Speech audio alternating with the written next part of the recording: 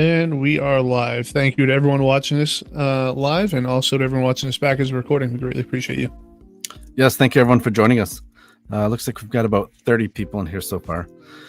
So tonight we're going to revisit the case of Stefanie Damron, who's been missing now for 309 days as of today. She went missing September 23rd, 2024 from New Sweden, Maine. A 14-year-old girl. She was 13 at the time of her disappearance. And we are joined by Bobby and Stacy, both of Team Stefanie, the Team Stefanie page, which I will. Can you post that in the comments there, Jeff? Yeah, I will. Thank you. So make sure you give them a like and follow them on Facebook as well. There's lots of any updates or anything that they get, they always post and they share all the posters. So make sure you follow them. So Bobby, Stacy, thank you so much for joining us. No problem. Well, it's a little bit of a problem. Stacy was running around with her phone, couldn't find a spot to sit. All true. All true. I'm just messing. My phone. I had to find an extension cord. So can you guys tell me? Can one of you guys tell me about the website and what made you start this? For me,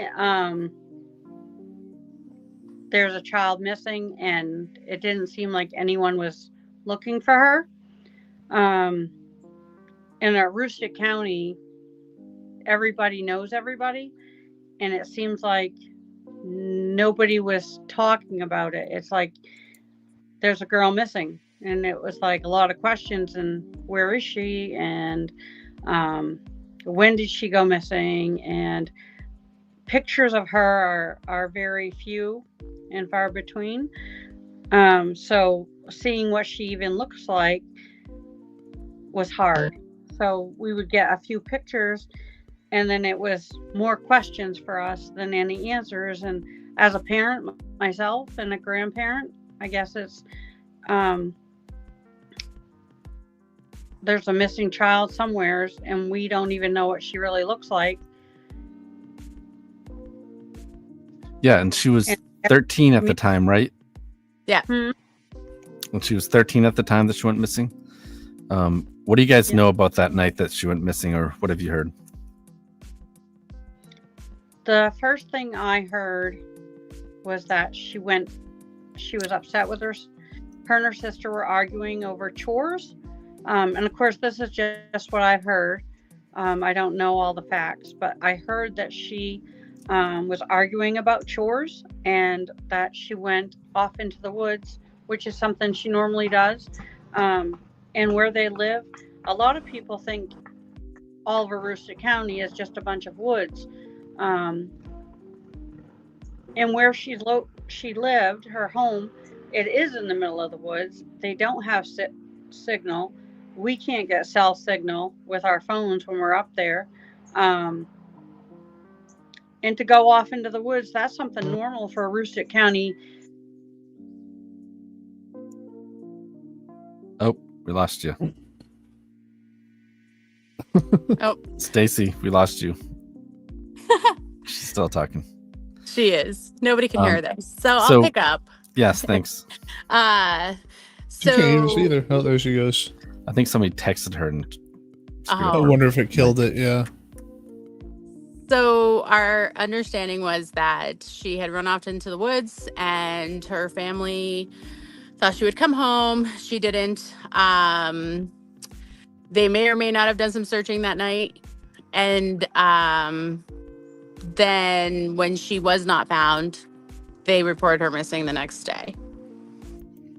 All right. And if you haven't watched it, please go on to our YouTube channel where we had an interview with Christopher, and we're going to talk about that later on tonight as well. We're going to break down some of the things that he said and kind of get your reactions to those things. But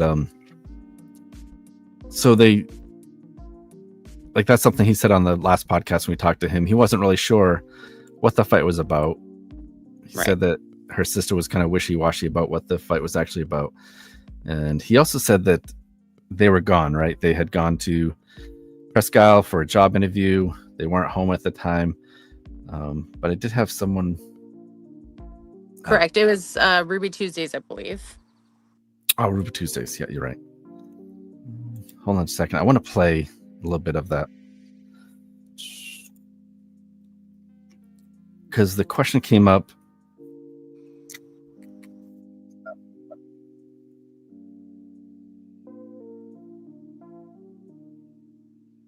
Sorry, guys. All right, so he's adamantly stated that he wasn't home, but someone had shared this with me today, pointing out that at 8 minutes 55 seconds, this is kind of what he says happened. So, for anyone that isn't familiar with the case, can you tell us what happened the night of September 23rd, 2024? I honestly don't know. And that's what people don't want to understand. Me and my wife had gone to Presque Isle. We had gone to job interviews, which has been verified by state troopers, FBI, and local cops. They all knew we were there. That night that I went there to Presque Isle to go to that job interview, something happened here, an argument between her older sister and her. Whatever that argument was, we're still trying to figure it out because we still don't have all the facts that went on between that argument between her older sister and her. By the time I got home, that argument had blown up. Okay, now our kids were always taught. So that's what, Stacy, your microphone is not working. Stacy, you're muted. She's got a lot to say, though.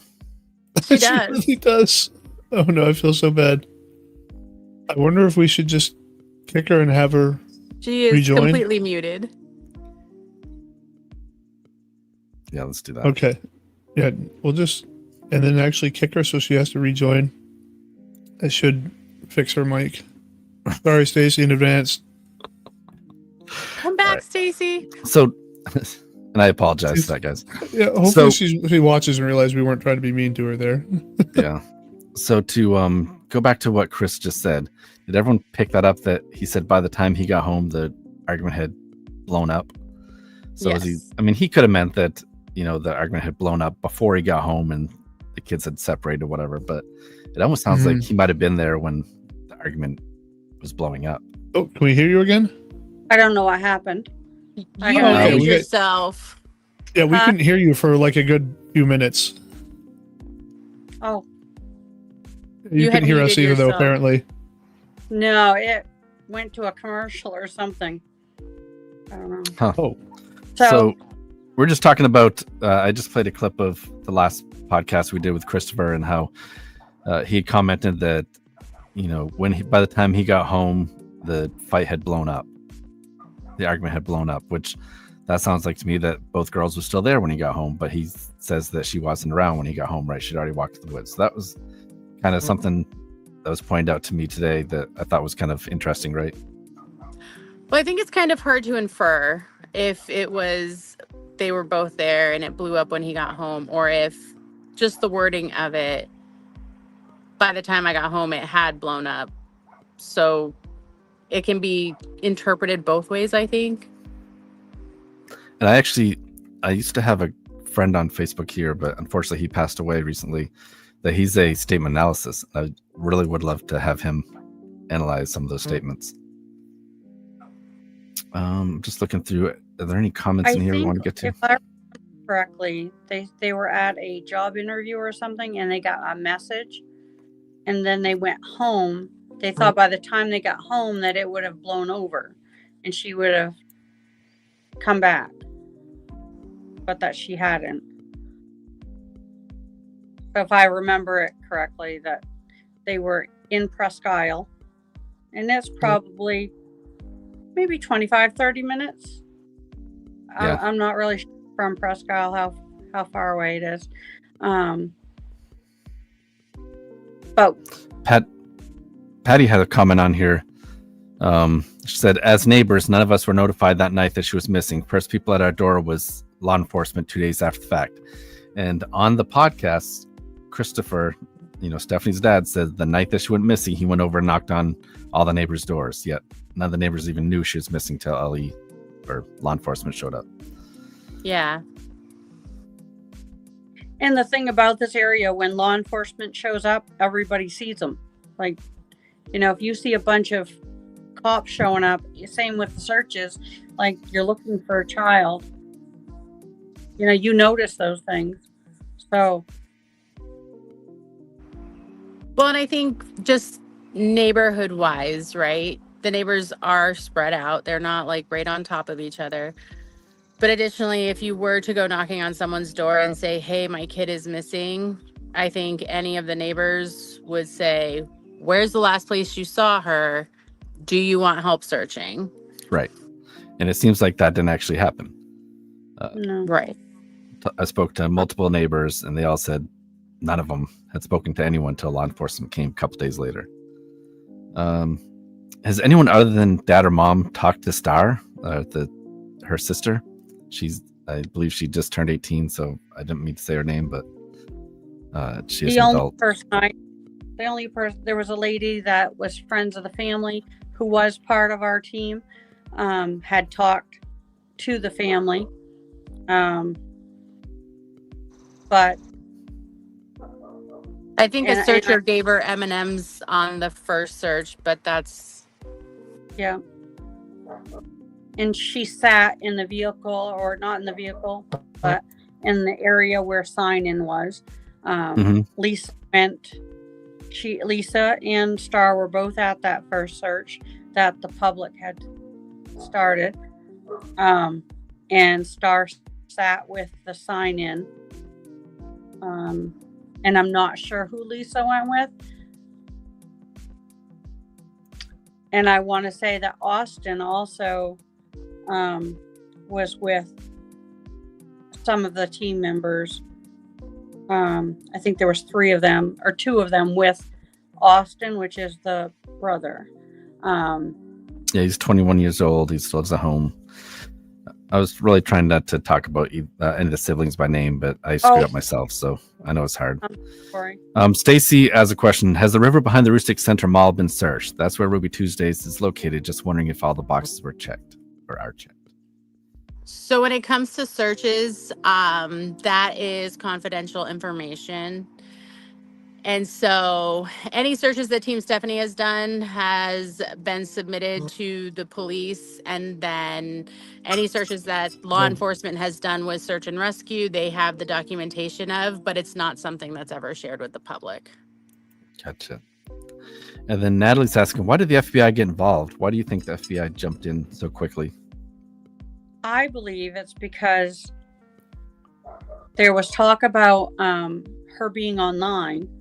There was a flip phone that her grandfather had, that somehow she got online to a dating app, which I can't understand how that could even happen, where their location is, what they have for internet or phones. None of our phones worked. I'm sure that theirs must. He said T-Mobile is the only thing that would work there at that site. So Right, he's not lying, because my phone does work there. Right. Some phones must work there. You just have to have the right one. Like if I lived there, I would have whatever everybody says works, just Right, mine exactly. doesn't. But as far as the flip phone, I think the other reason why FBI jumped in on it was the location so close to Canada too. Possibility of her being trafficked out of state, either to Canada or to another state.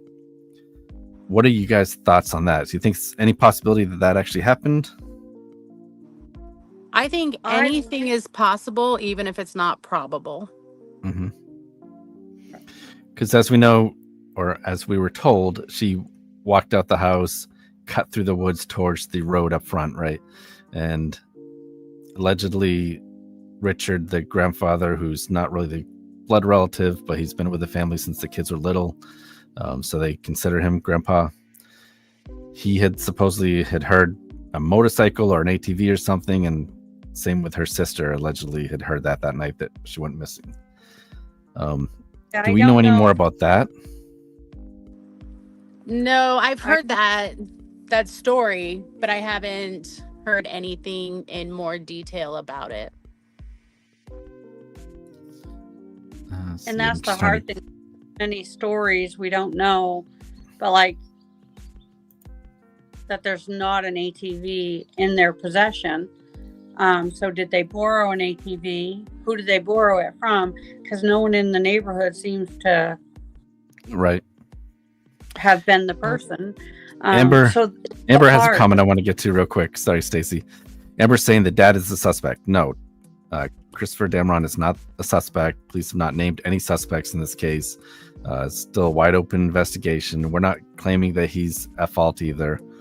I will say some of the things he said during our live podcast with him were a little weird, but I don't know how I'd react, and I don't know the dude. He, lived out of state for a while, so it's not like he's, a Mainer like I am, so maybe people handle things differently.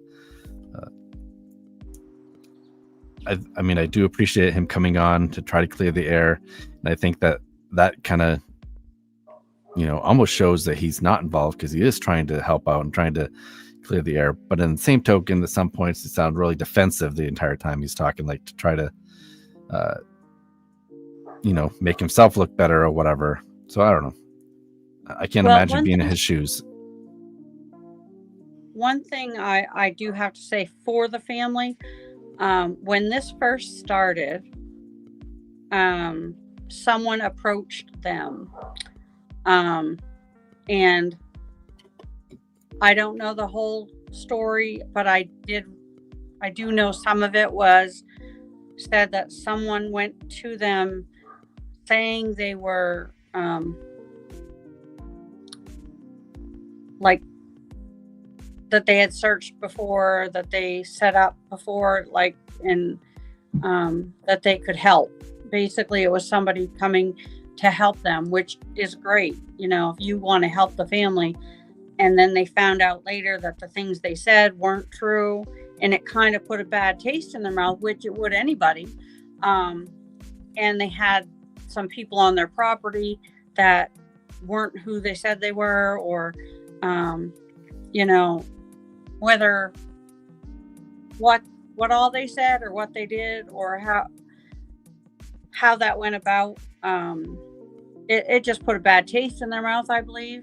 That's just my own personal feeling on that. Mm-hmm. And after that, when if your child's truly missing and you go and somebody from the public comes to help you, but it's not the help, then, that's when they said they didn't want people on their property. So it wasn't, a lot of people are like, well, they're hiding something on their property. They don't want, law enforcement's been on the property. I don't know how much searching was done with law enforcement and the SAR, which is the search and rescue, and the game warden and all them. But that's where that came from. And a lot of people up. Mm-hmm. Sorry, Jeff, the phone is coming through the audio. Is here. that? Well, yeah, because there was something that we had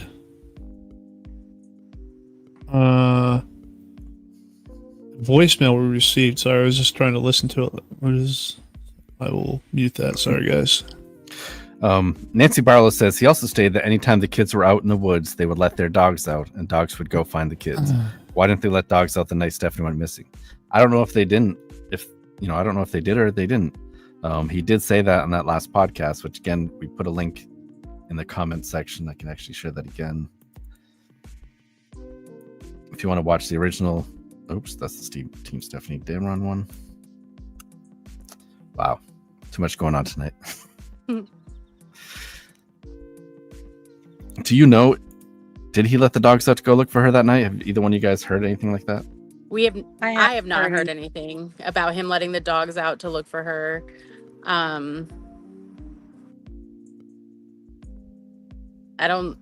That's not something I've heard, and he hasn't said anything publicly one way or another in regards to that for that night. I'm way behind on all these comments, so I apologize, everyone. Did Jeff leave us? No, I'm sorry. No. We got a voicemail that one of his neighbors left us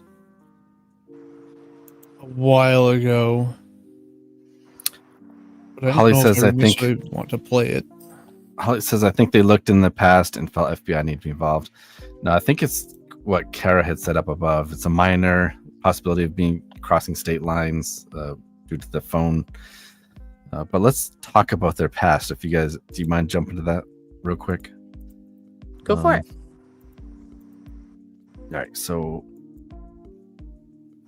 just to give a little timeline, 2015, September 1st, parents Lisa Marie and Christopher were arrested in Texas. Deadly conduct, speeding, child endangerment, possession of drugs, and public intoxication, and children were temporarily moved from their parents' custody.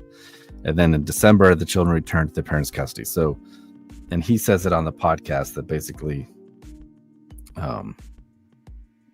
if he was that bad of a guy, they would have returned the kids, which I kind of have to agree with, right? Right. Yeah, the state is usually I pretty, do or believe at least up here, they're pretty, they'll keep them away from the parents until they, jump through a lot of hoops to And you prove do. that they should have them back. But I believe that one of the social workers or somebody that was involved in that was on their side and helped them. I don't know who it was. And I recall reading and seeing that this person who was either a worker or something to do with the whole situation, but they were on their side, and it was because of her that it helped them through the whole process, and that Dale had thanked her for that. Yeah, so we should say Christopher. I believe she was an equivalent to like a guardian ad litem. Mm-hmm.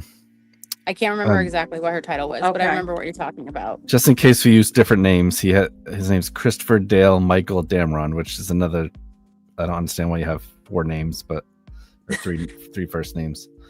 So this is think what the he said on the children- podcast last time. What's that? Stacy, what'd you say? I think the children have extra names, and I know Okay. some families do that. They add, All right. They add your grandfather's name in with their name, just So as a here he is. name. Here he is I don't know. describing what happened with CPS down in Texas. They want to bring up the CPS case in Texas. No, I'm not proud of what Oh, maybe not. happened in Texas. I lost my kids for 6 months in Texas, all because I smoked a joint in Walmart Park. I apologize. I'm not sure why you keep stopping. A lot while my wife was in Walmart. They followed me all the way from Nacogdoches, Texas to Rusk, Texas, waited till I walked in the McDonald's to buy my kids McDonald's, and then they hammered us. And all because my wife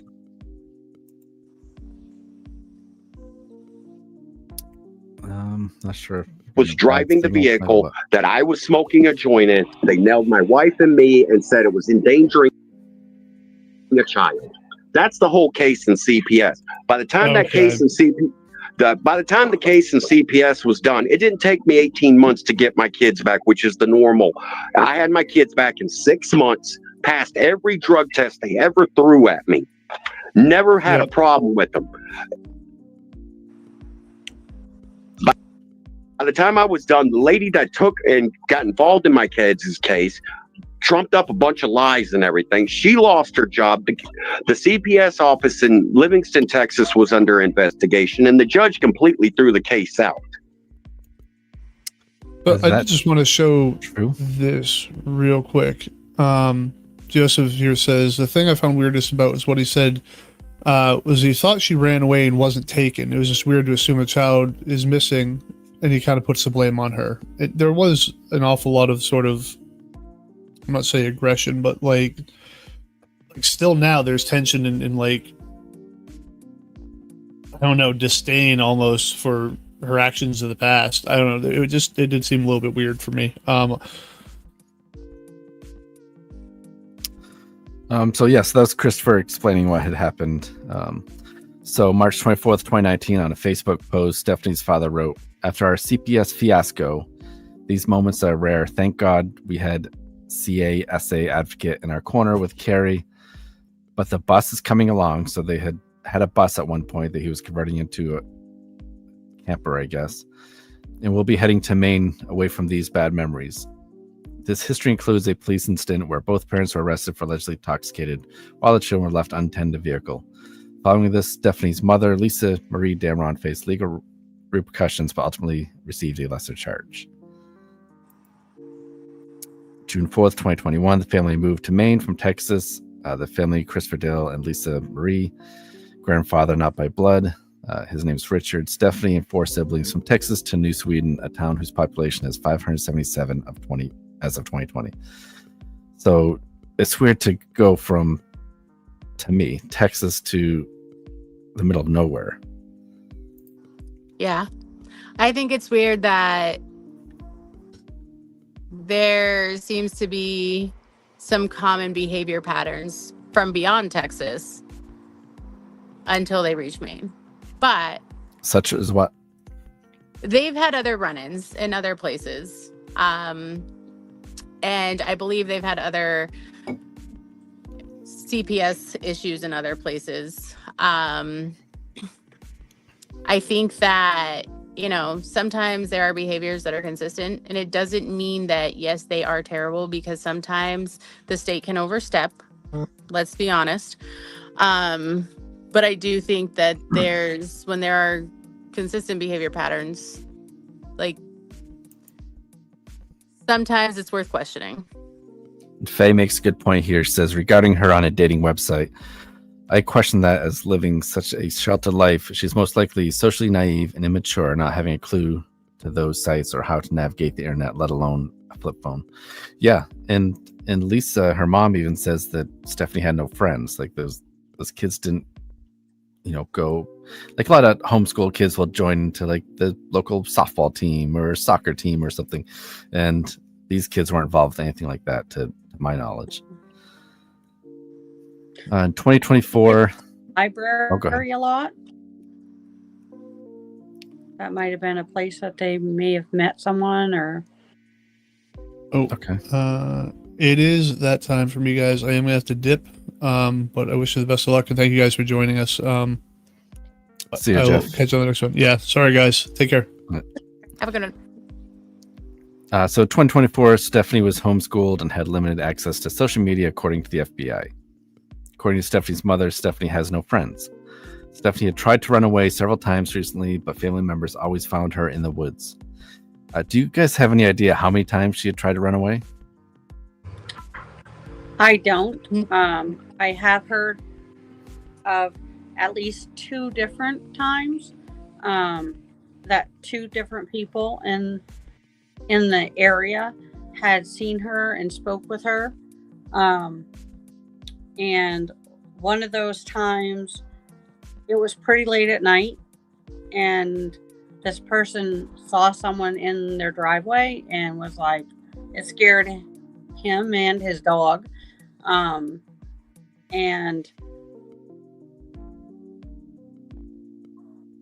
he ended up giving her a ride home and dropping her off at their home on the road, is what was told. He actually said, because I asked him about that last time on the podcast, and he said that she walked home from that guy's house, even though that guy had reported that he gave her a ride home. But either way, go ahead. And that guy has been, from what I've heard through the ringer, that they really were looking at him as a suspect or involved or something. But he's been cleared. This person didn't. I mean, I don't even know how it came out that whether he called the police himself, or if somebody told the police that he was somebody that they thought she had talked to, or I don't know. But if she had walked home, it seems as though the parents would have went and talked to this man. I would have. But as far as I know, that never happened.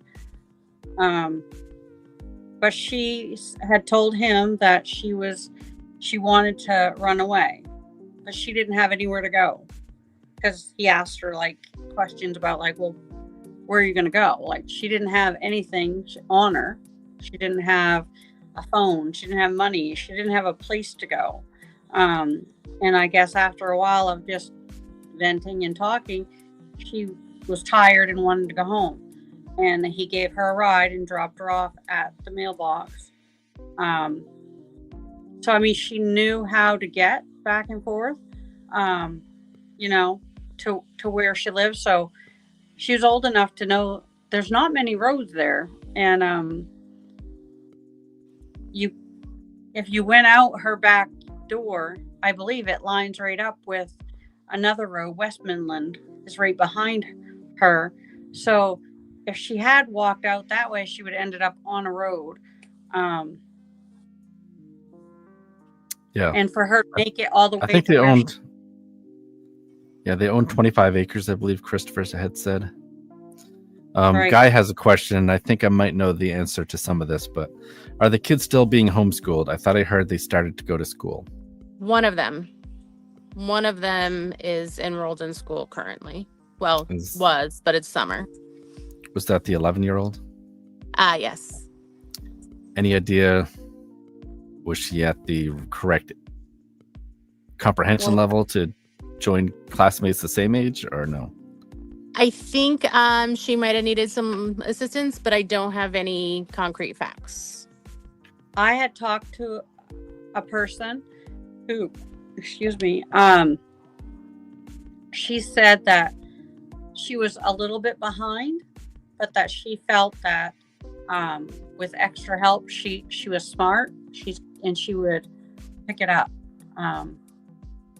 you know, but that town doesn't have like a summer program.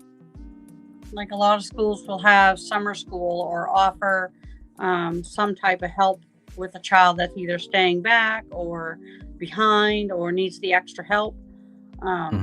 But that's not the case in the town that she goes to. But that she's always looks happy. She has friends, you know, smiling. Glad to hear that. And someone else that I know had gone on a field trip. I want to say they might have been a chaperone, but that she was happy, that she, you know, seemed fine. That's how Christopher described all his kids, as happy children, right? She's Guy has a question here. Has law enforcement ever said whether or not they found evidence from grandfather's phone that she had been on dating sites? That's not something they would share at this time. Right. It's an active investigation. Christopher had said that they told him they were unable to crack the phone because their technology is too far advanced for this old phone, but I can't imagine that would be the case. I would think that they would be able to crack an older phone too. I would believe that cracking an older phone would be a lot easier than some of the newer stuff, especially like with iPhones. In order for them to get into them, if they don't have the codes, then they have to get a what's it called? Like a warrant. Mm-hmm. Yeah, to go to Apple and say, hey, you need to give us the access to this phone. From my understanding, that's how it works. But that could just be a rumor too. Your provider, like US Cellular or, you know, whatever, you can go there and you can get what calls were made on that phone. Like whoever owns that account, you can go and get that yourself. So exactly. Whoever's paying that bill, but again, it's a flip phone, and if it didn't have a carrier, because I don't have one, but I know people buy the ones that have minutes, and I don't know how that works, but there has to be a paper trail, you know? Yeah. Samantha's saying in the last podcast, Dad said he thought she got into a car with someone. My thought at the time was, and still is, would she have gotten in the car with a stranger? I mean, she was found down the road at a neighbor's house, right? And I believe this was a different time. But you're talking the night that she went missing. Yeah, they talked about the night she went missing. Do you think that she would actually get into a strange vehicle? Which, I mean, none of us actually knew her, so hard to say. But the behavior-wise, though, I don't know if she would in that mood. She was angry. If she was angry at her sister, storming off and wanting to be left alone, and that was her go-to for dealing with those times when she was that angry, I don't know if she would want to get into a car with somebody else. And Doug says when Stefanie left home in August, she was not found in the woods.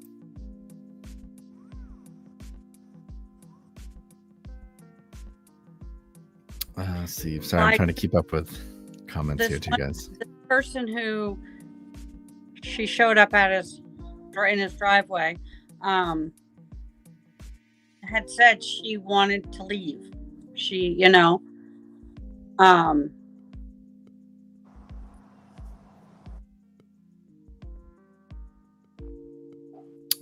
not sure what that was about. I think it's a couple of times that she ran off. And so I think one of the times her mom found her walking down the road, I believe was a story I heard. And then another time was when she showed up at this guy's driveway and he says that he dropped her off at the mailbox.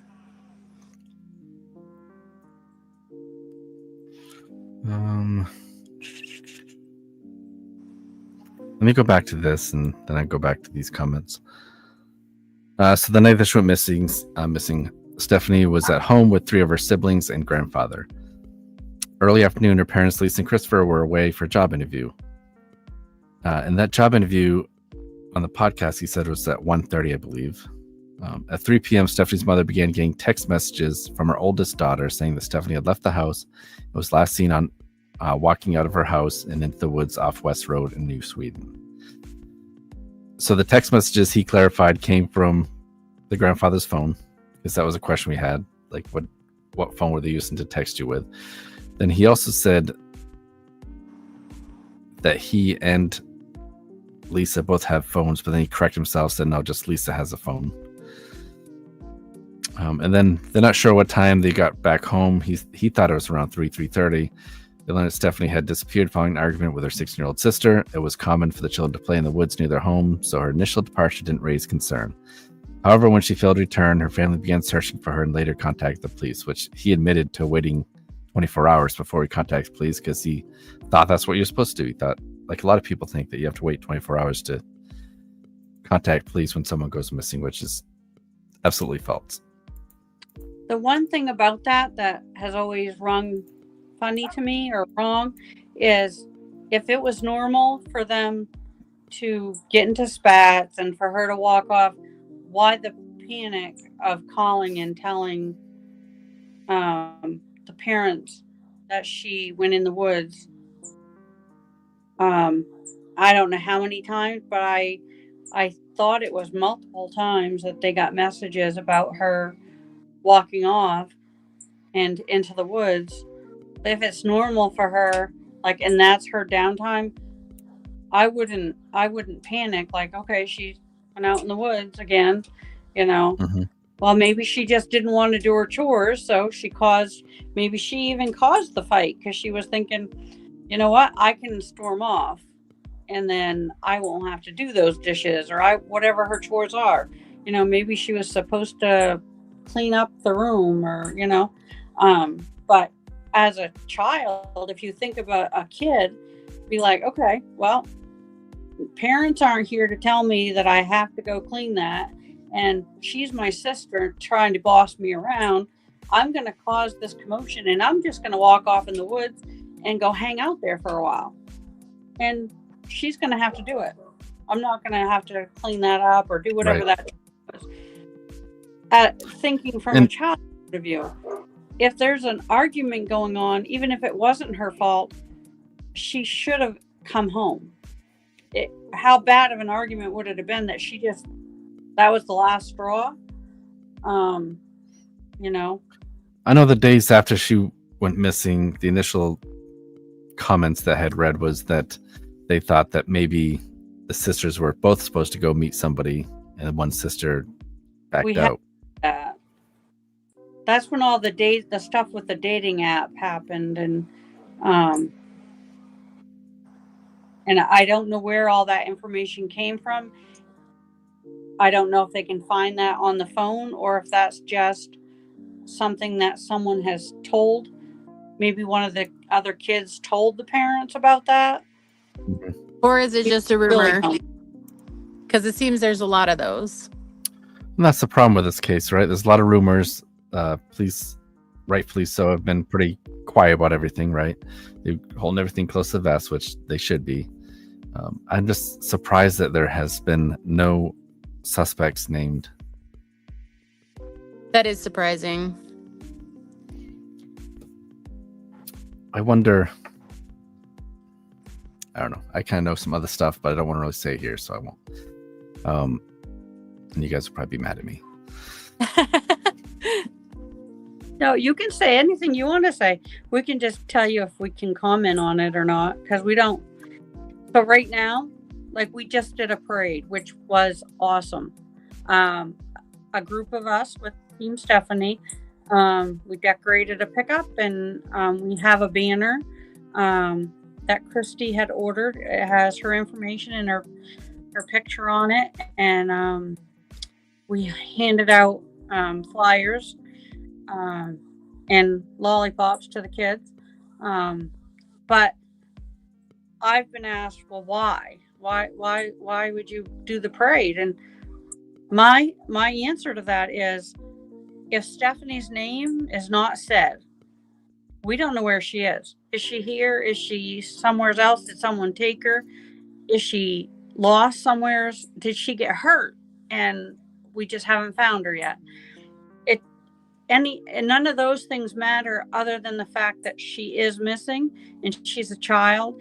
And if we stop saying her name and stop telling people that she is missing, people forget. And people have said to me, oh, I thought they found her. And, you know, if you don't keep her name in the public eye, she's going to disappear permanently. And there's so many cases like that, too. We have quite a few of those cases in Maine, and she'll just be another one. Yeah. People have forgotten that she's missing. Right. I mean, you guys have done a lot of cases. Virginia Noyes, I knew her personally.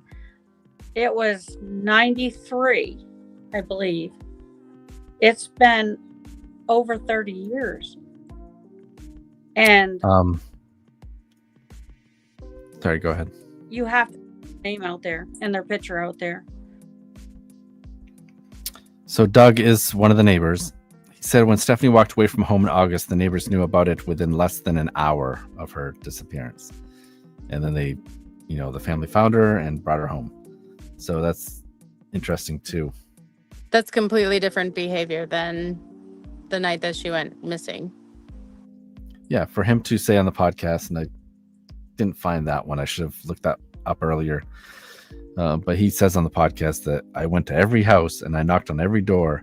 And then a week or a couple weeks later, I have one of the neighbors, Doug, on the podcast. He called in and he says, that's a flat out lie. I went to every neighbor and asked him, when did you find out about her being missing? And it wasn't until a couple days later when the cops knocked on the door. Yeah, that's what all the neighbors have said. So unless there's some big neighbor conspiracy, which I doubt, I would say there was mostly likely no knocking that night. And I want to get your guys, your opinions on this here. This is when Christy asked, Christy's another member on your page, and I kind of want her to join us tonight as well, but I see she's in the comments, so thank you, Christy, for joining us. But she asked him, is there any place that you want us to look? And I'll just play it so you guys can all hear it if you haven't seen the podcast. I would just like to thank everybody that is staying positive and that is trying to help find her, because eventually we're going to find her. It's just, we're not giving up. We're going to find her. She belongs home. I just want to make it clear that I know you said you're disabled and you have a difficult time getting out and about to search. And if there are areas nearby to you or not that you are desperate to have searchers go to now or in the future, that you can reach out to Team Stefanie, that we do have volunteers who are physically able to go and search areas in New Sweden and beyond. And if anything comes up and you feel you need the support or you need physical searchers, people are here and we're willing to help, and we're more than happy to be the boots on the ground. There is one place that it seems to be, everybody seems to avoid it for some reason, that I ain't gonna lie, it's gonna be miserable to search, but that it's just there's this one spot that if anything was, God, this is hard for me to even freaking swallow. If anything was bad to have happened to her, it would have happened here. And I cannot get, the only thing that anybody will tell me is, oh, we can't get up in there. So where's that? Is that close to your house? Yes, it's about, if you go down our road, okay, once you drive by our driveway, if you go down about a half mile, there's a road. Well, Westmoreland comes out on the West Road. Well, where Westmoreland comes up, if you take a left there, you come up to a spot. It's a real wide spot. All the kids hang out there. They party. There's burnt tire tracks all over the ground all the time and everything. And there's a great big, I don't know if you want to call it a sludge pond, a pond, or what, but there's a guardrail area there and everything. And state and there's police a road. Won't look there? I don't know if the police have completely looked there or if they have looked as well as they need to there.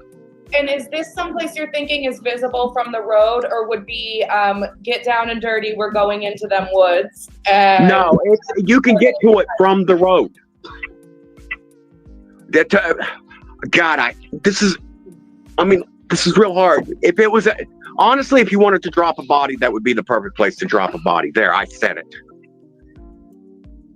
So I wanted to get your reaction to that whole transaction. I was trying to hold this up on this thing, and the night that this happened, I don't know if you guys can see it or not. I said he just told us. I don't know. I think a lot of people had that feeling. We've been up there. There used to be a guardrail in this one spot, but it was taken out by the plow. But I don't know how long ago it's been. But well, I know May 5th, May 6th, the state police and FBI had actually searched that area, right? And they weren't able to find anything. And I believe there was a drone. For me, if it's hard to search a place, it would be hard to put a body there. That really bothers me because it's just the thought of that. But if someone was going to get rid of a body and put it in that area, they would have to get in there where it's unable to get to. If I were to put somebody wherever this place is, if I can put a body there, then they can get in there to find that body. Right. Unless you throw them over the side. And if you did that, she'd be right there. I haven't found a guardrail. I think we've been to that area multiple times. And to me, I think it's like a swampy kind of area. Yeah, it is.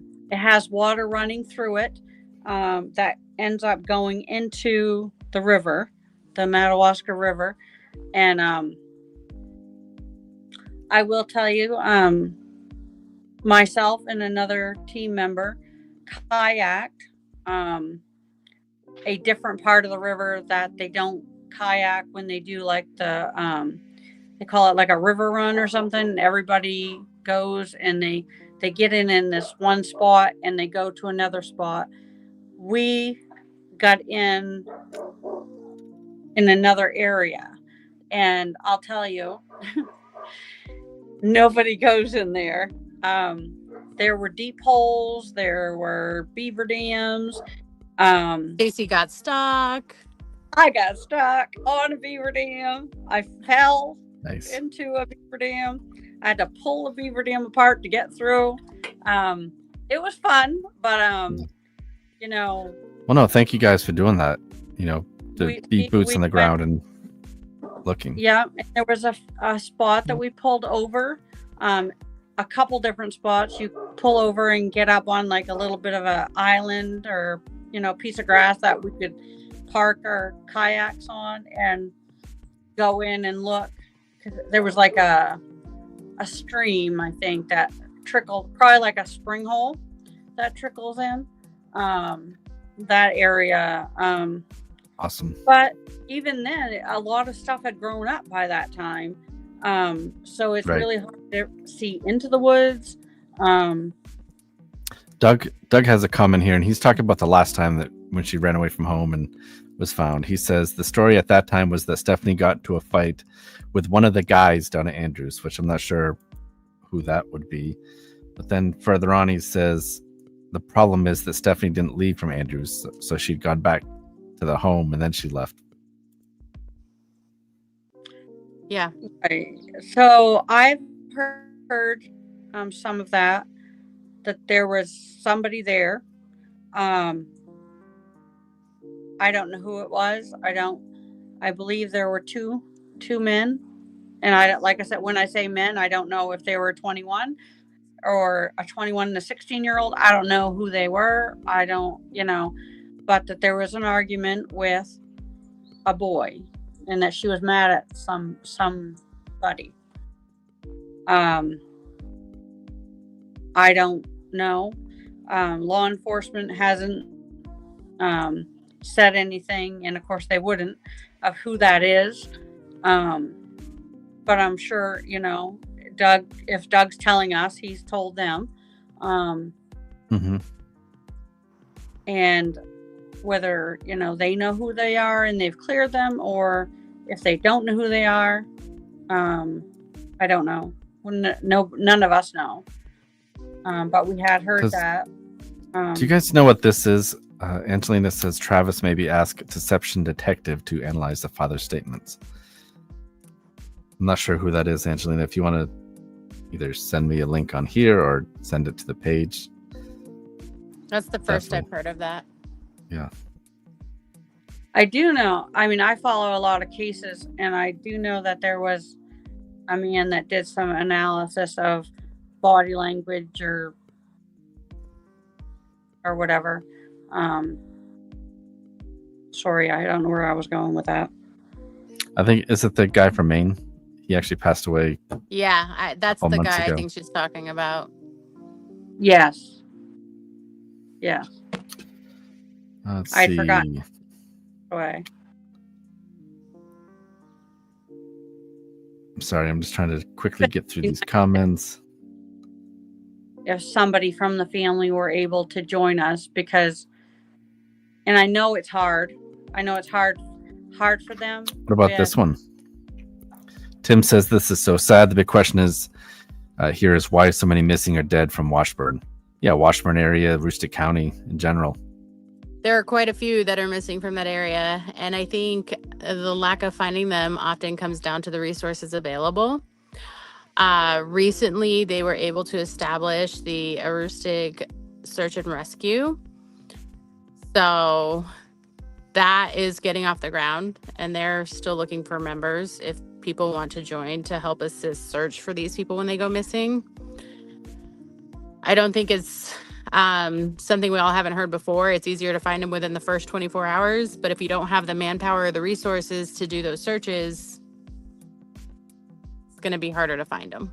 Right. Samantha says, I watched the podcast before this, and when he said a perfect place to drop a body, I got the chills. Yeah. Yeah.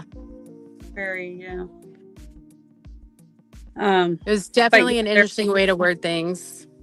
Jamie says, if he's saying it's hard, why is he not crying? That sounds very forth-putting and too sketchy.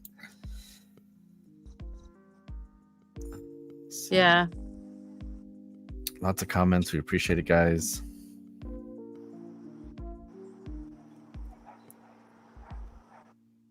But I do know that searching is only going to be right now. It's the law enforcement, SAR, which is the search and rescue, and anybody who has that in them that they would love to be searching and helping as many people that go missing.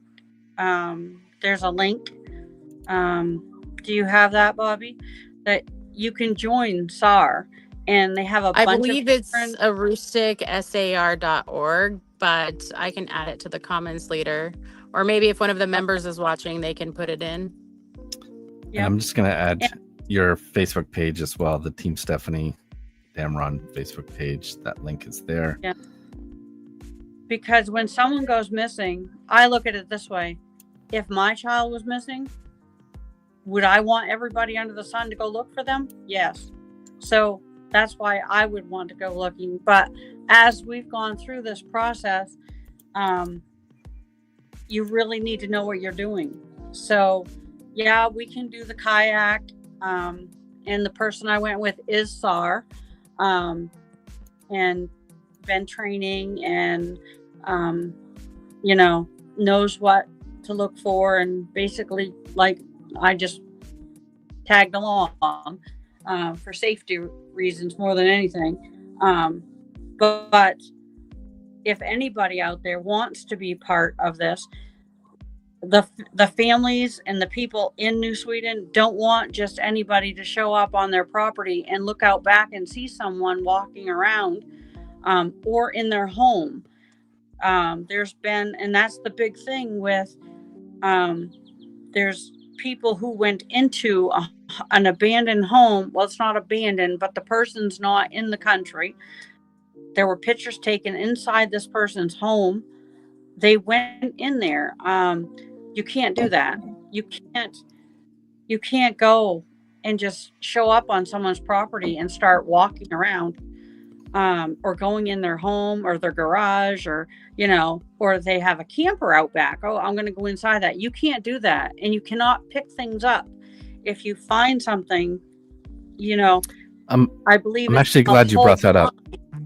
So this is actually why Team Stefanie has not planned any further public searches, not because anybody that searched with Team Stefanie did these things, but because other members of the public searching have done them. And now the residents are clearly on guard, and in an effort to respect them and their boundaries, especially after the goings on of what has happened, we are only going to be assisting when asked for assistance when it comes to actual searching. When it comes to keeping Stefanie's name out there, I believe there's another parade that we're planning to be in for anybody who can join. We're going to do everything we can to continue putting her name out there. But as for the public searches, those are on an indefinite pause with Team Stefanie. Okay. And real quick, I'm sorry, I don't mean to interrupt, but something I want to get to here, because part of the thing in the beginning was that supposedly members felt like they were threatened by somebody or whatever, right?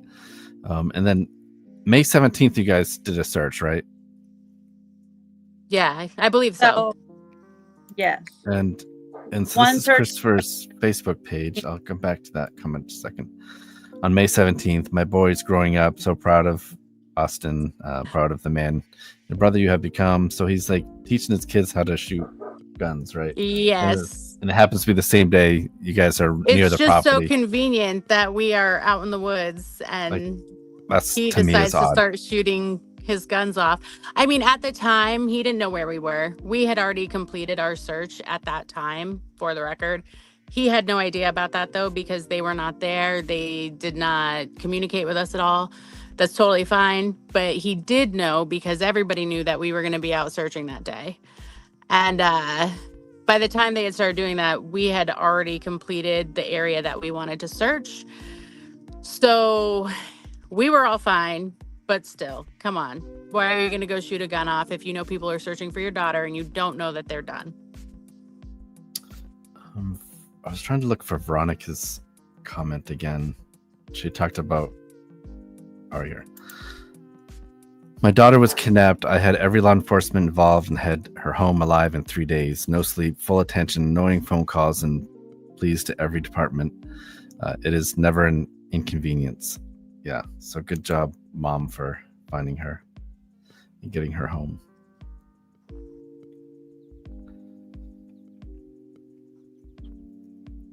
All right. Definitely one of the lucky ones. Yeah. So just to reiterate, Stefanie Damron went missing September 23rd, 2024 from New Sweden, Maine. At the time, she was 13 years old. She's since had a birthday, so she's 14. At the time, height is said to be 5 foot, around 130 pounds. She was last seen wearing blue jeans and long sleeve t-shirt and black Harley Davidson hiking boots. Is there anything else you guys want to say before we end this? Just if you think you saw anything or you think you may have seen anything recently, report it. Doesn't matter how simple. You never know what could be the thing that leads law enforcement to finding her. This is something else I found, and this actually, if you look, is from 2015. There are an estimated 300 to 400 victims of sex trafficking in Maine per year. And that's 2015, so that's 10 years ago. So those numbers have probably doubled, right? Yep. And hopefully that's not what happened to Stefanie, but that is a possibility if she met the wrong person online or got picked up by the wrong person. Again, the parents are not suspects at all. Like, the police have not come out and said that they were involved. And I almost feel like maybe they weren't involved because it seems like something would have happened by now. I think the police department, FBI being involved as well, two competent services that would figure this out fairly quickly. I'm surprised how long this is taking. Yeah, I am too. One of my unfortunate thoughts is that this is going to turn into another one of those cases where it's another person who's gone and we just never hear from them again. Yeah. So, all right. Oh yeah. Thanks. I wanted to mention him as well. Cal says Operation Black Wolf is also working on this. It's a nonprofit that works on missing persons cases, child trafficking cases, etc. He's doing so many good things, and he is such an asset on this. Yeah. So his name is Adam. He does a good job over there. You'd think baby Ayla would have been found by now too. Absolutely. Yep. And I think Adam's going to come on the podcast here in some point in the next couple months. I know his work schedule is a little different than mine, so it's a little bit difficult to get him on. But you guys are gonna have to take the same day off and do that's it. Right. That's right. Bobby, well, thank you for joining us from Team Stefanie Damron. Stacy, she left already. Her phone died or what happened, but thank you, Stacy, for coming on and joining us. And all right. So thank you everyone for watching. Please keep sharing her story, keep sharing her face. Just beautiful little girl, just up and vanished from New Sweden, Maine.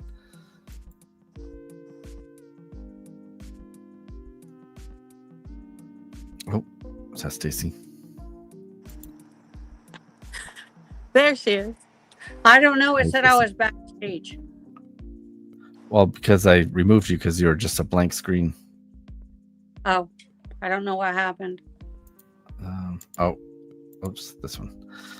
Tim says, to answer back what was said on my comment as far as resources, let me ask this question. Where are forest rangers? Where is Gabe Warrens? Where is the border patrol that we have so much, have with four-wheelers, motorcycles, boats, and so on? And I do have a comment if you tell me they are busy. Oh, I mean, I wouldn't say that they're busy per se.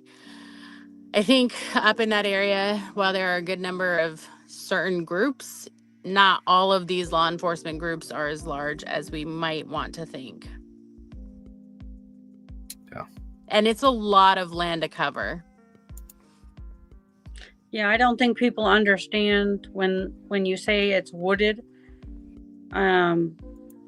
It's like some of the places like swamps. I can't imagine them going through that, but they did. And I will say law enforcement, the 3-day search that went on, and I don't know the dates on that, but it was like Friday, Saturday, Sunday. And the law enforcement and SAR, and I believe game wardens were up there. There were some people on horses. I mean, I know for people sitting back and looking in, thinking, why isn't more being done? But I also know that, they are doing, but there's only so much you can do and so much land you can search. And I don't know the total acres that were searched, but we don't even know if she's there. So, right. Well, and here's the other thing too. Maybe everybody doesn't realize this, but all these search and rescue members, this is not a paid gig. This is them volunteering their time to do this. So they pay for their certifications. They do all of this on their own because they want to. So yeah, there's large groups of these people in mass, but if they have other things going on or they have to work, then they can't volunteer that time. And the other thing is SAR, the search and rescue, cannot go search without law enforcement in this case. Other cases, I don't know what all the criteria for that is, but, you know, we can take a different case like the one with the mountain just recently, people stranded on the mountain. And I know they only had 2 people from SAR that were able to go to that. And then with the weather, they had the helicopters to get them. I mean, there's reasons why they can't go in and do that. And So again, they have more information that that we have, right? They could have Correct. cracked the phone. They're might know that she's somewhere else. Information. Right. So we and can't beat them up if reason. they're not. Yeah, we can't beat them up if they're not spend hours out in the woods when they know that she's not there. So Right. But And the as reality far is they have spent hours and hours out in the woods. And I think that it's maybe just not, you know, as publicized. I know like that 3-day search was on the news, but they also searched right after it was reported that she had gone missing. And so it's not that everybody's just not doing anything. And in truth, some of the woods in that area are so dense, it's hard to even walk through as one person, much less a group of people. So it's going to take a lot of time to do any of that. And then they did their 3-day search and in the spring. And I believe there's another one that they are planning, but I'm not sure about that. So it's not like this is just forgotten and nobody wants to search. It takes a lot to organize these resources to put together a time for all these bodies to be available. So if you have any I'll tips, also say anybody who, you know, who says what's the law enforcement doing, kind of look inside yourself and maybe say, you know what, I can print off a flyer and I can put that in my hometown. I can put that at the post office. I can put that at the grocery store. Every single person who's watching or who even hears about it, print one flyer, say her name. You can do something. It doesn't mean just because law enforcement isn't able to be up there every day and combing those woods every day, you know, we can do something. Everybody can do something. I mean, Travis, thank God for you and Jeff, because look what you're doing. I think this is the 4th time. I think so, yeah. You've had Stefanie? Yes, that's the 4th time. We had Stefanie on another episode. One was with a bunch of missing people, but yeah, we've talked about her at least 4 times. Right. I mean, people like you. I mean, for Team Stefanie, just anybody, just share her and have her name out there. And I know people are like, well, she's gone. You know what? Maybe she is. We don't know. But there's one more thing I wanted to if we just say, show. well, forget about her, then she's missing, not just missing from her home, she's missing because no one even knows who she is. She's forgotten. And I just, that's something that I don't think should happen to any missing person. There's a video I wanted to show, and it's a good way to kind of end this. I've got a bunch of people messaging the page. That's cool too.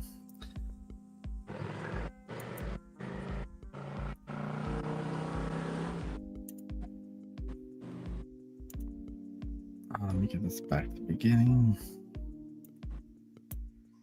All right, so I'm going to share one more thing. So this is from Stefanie Damron, Letters to Stefanie. It's a Facebook page, another group that's out there helping out.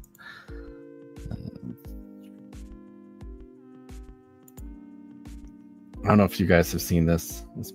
I think this came out in January, the first time they posted it. But here we go.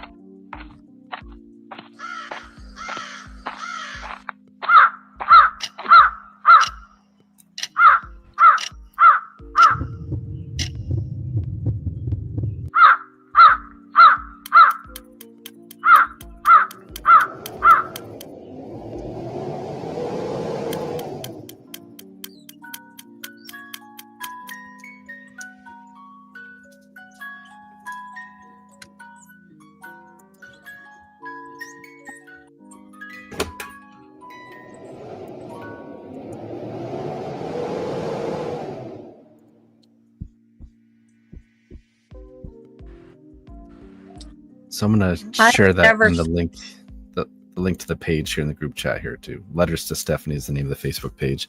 If you want to join that as Thank well. I've never seen that. What you just shared, I've never seen that. That's the first time I've seen it. I remember seeing it back. It was in January that they originally had posted it, and they messaged me tonight before this. So thank you, Letters to Stephanie, for reaching out to us. Yeah, all right, guys. You might Nice. not remember it, Like that. Stacey, but I'm pretty sure we saw it. Well, you know, I'm forgetful. But I think I would have remembered seeing it. But I may have missed it. I mean, a lot of stuff goes on, so. Sure. But that was really nice. I'll have to Like look this that. one up too. Kelsey says Operation Find Stephanie Squad is also doing a search on August 9th. So Kelsey, if you want to share information to the page, I can definitely share it out so people are aware. Stacy, Bobby, thank you again for coming on, and appreciate everything you guys are doing for Stephanie and the whole community up there in New Sweden. I'm sure appreciates what you guys are doing.